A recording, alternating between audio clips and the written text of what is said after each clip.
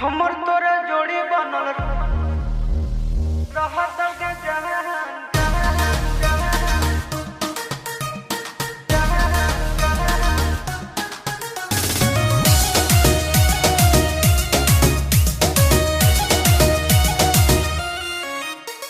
सावन का महीना है, मस्ती में जीना है, 4 चिलम गांजा रोज सुबह शाम पीना है।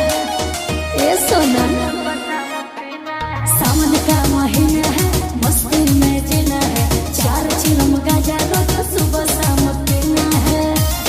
सुनो मैं तो भोला भोला तू सुबह शाम जी हमर तोरे जोड़ी बनल रहत के जहान। अच्छा गायोरी भान करे भोला जी के दान। साचो हमर तोरे जोड़ी बनल रहत के जहान। गायोरी भान करे भोला जी के दान। जाओ भोले बाबा।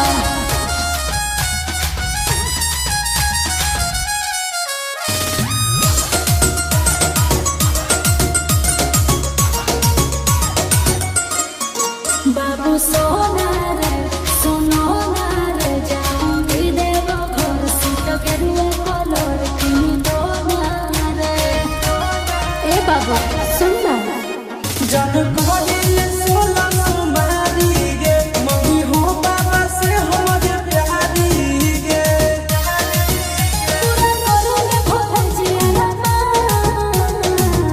बालक धैर्य रखो। हमर तोरा जोड़ी बनल रहत के जहान। गायोरी भान करे भोला जी के दान। हमर तोरा जोड़ी बनल रहत के जहान। गायोरी भान करे भोला जी के दान।